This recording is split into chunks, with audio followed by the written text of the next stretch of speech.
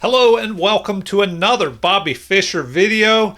So today I have a game from 1964 where Bobby Fischer just crushes his opponent, but it's instructive. Let's see what we can learn from another Bobby Fischer game here. So Fischer had the white pieces playing against Sergio Florin Grunberg, and the game begins with Fischer playing e4, which he was very well known for playing. He mostly played e4 throughout his career. And e5 is the response, keeping things even in the center. And now we have knight to f5, targeting the pawn, and it is defended. So now Fischer plays the Italian game, bishop to c4. And this was earlier in Fischer's career, but Fischer was, very well known for playing the Ruy Lopez with the white pieces. So more often he would bring the bishop here, but sometimes Fischer would, especially in simultaneous exhibitions, he would play the Italian game, and sometimes he would even play the King's Gambit once in a while. So here we have knight to f6, and instead of bringing the bishop to c5, which is usually a more quiet version of the Italian game, we have the two knights defense, which can lead to more tactics. So we have Fischer immediately targeting that weak f pawn with both of his pieces here, and d5 is played. So if we go back and look at that with some computer assistance here, we see that d5 by far is the best move to block that attack. So now we have capture with the pawn, and the knight recaptures. A mistake here. Apparently it would have been better to play knight to a5 to target that bishop. So now Fischer's opponent is going to run into problems here. So Fischer is only one move away from castling, whereas his opponent still has to move a bishop out of the way before he can think about castling. And Fischer decides to open things up on his opponent, which can be very dangerous when that king is still in the center. And here we have a battery created targeting Fischer's knight, which is only protected here by the bishop. So the game continues with a brilliant move by Fischer here. He sacrifices his knight, forking both of these pieces, and pretty much forcing the king to capture here. So, was that the best move? Yes, according to the computer, it too believes that that was the best move. So after recapture, now we have a knight pinned to the king here. The queen is able to jump into the game, targeting the king, and the knight at the same time, which is only protected by this queen. So the king runs into the center of the board, an inaccuracy. Apparently it would have been better to just stay back here behind the bishop. But Fischer's opponent is trying to keep this material +2 at the moment. But let's see what Fischer does here. Well, Fischer adds another attacker to this knight. So now we have bishop, queen, knight, all piling up here. And so bishop is developed here, a mistake according to the computer. This pins the knight, rendering it ineffective at the moment, so it can no longer add to this attack on the knight in the center. The computer actually likes what better here? Knight, and let's take a look at this. The computer actually prefers this move, which would attack the queen here. There's a threat of capturing and forking the king and the rook, but this would allow bishop takes d5 with check. The king would have to run here, but where? King to d6 or d7. This would maybe prevent the queen from targeting the king. But, let's see what the computer recommends here. Now, this move, which would prevent the fork, and the capture of this pawn. And then here, c6. And then what? Bishop. Oh, this is interesting.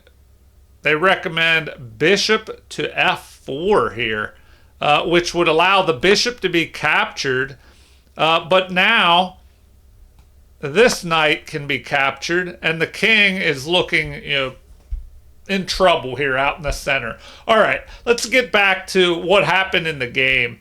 So, if we go back to this brilliant move, Fischer sacrifices his knight, the king captures, we have a check, and the pressure is building up on this knight. The king tries to help defend the knight, Fischer attacks it again, and then we had the pin here to the king, which was a mistake. So the game continues with capture, checking the king, and here,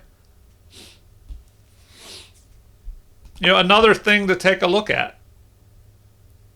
What would happen if the queen were to capture here? Well, then you could just capture. So that would definitely not work. All right. Back to what happened. So we have this capture. The best move is king to d6 or d7. We have king to d7.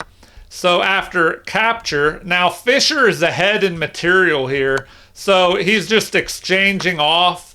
And now, after the dust is settled, we have +1 by Fischer. So Fischer is ahead by what? A pawn here.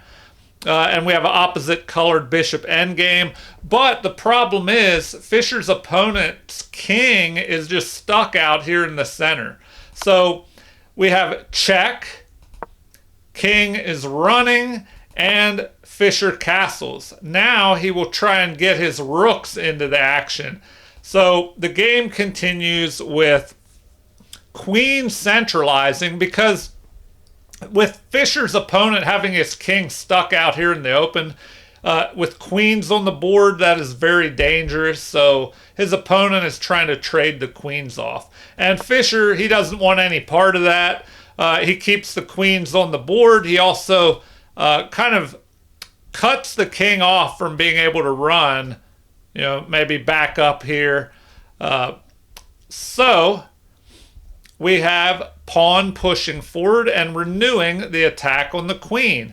And once again, Fischer avoids that. The computer actually likes queen to g4 check better.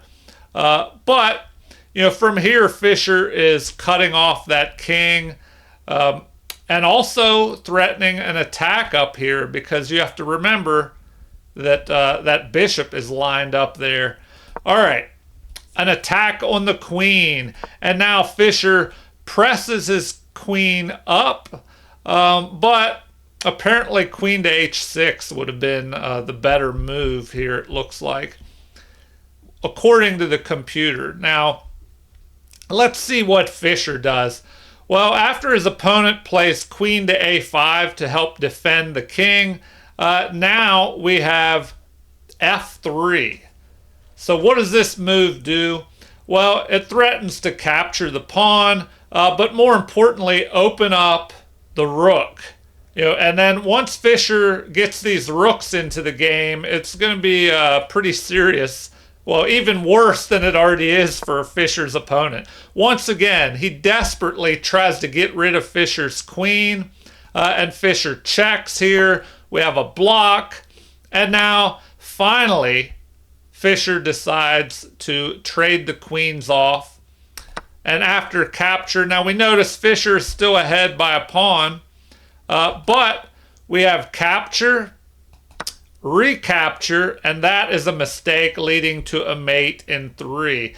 Now, it looks like the best thing to do would have been to just retreat back, but then Fischer would be up 2 pawns. So, perhaps the opponent at this point wanted to be put out of his misery. So he captures the pawn, leading to a check. Both rooks are activated. We have the bishop firing up through the center here. And now, checkmate. So, crazy game by Fischer where he just crushes his opponent, catching that king out in the center here with no help now after the bishop and 2 rooks are firing up through the board. And if we notice, look at his opponent's rooks. They're just sitting there on their home squares along with the bishop. So these 3 pieces are basically not doing anything. And so, because of that, Fischer is almost, ahead by 3 pieces here as these opponents' pieces never got activated. All right. So let's take a look at what the accuracy percentage here is for Fischer. He played with 87% accuracy versus 69.4 by his opponent. And he had a brilliant move and 2 great moves. 1 inaccuracy, that was it. Where Fischer's opponent had 2 inaccuracies and 3 mistakes. And oh wow. So this Grunberg player was a chess master, rated, 22 or 2300. So a lower level chess master. But Fischer played at a 2700 level and his opponent only played at 1800. So, perhaps just a bad game for that chess master, or the Fischer effect where some players who go up against Fischer just seem to fall apart for sometimes seemingly inexplicable reasons here. Oh, you know what? I mentioned that it was checkmate, and actually the opponent could go here, but then we'd have a follow-up checkmate. So that's interesting. I assumed it was checkmate here, but the king... Oh, wow. Let's take a look at this. If we go back to the analysis, king to c4, and then the rook would move here to c5 with a checkmate. All right, well, I hope you enjoyed that Fischer game. Pretty quick, crazy attack by Fischer. You can always learn much from games by Bobby Fischer. So feel free to leave any comments. Like and subscribe to support the channel if you haven't already. Thank you for watching and have a super chess day.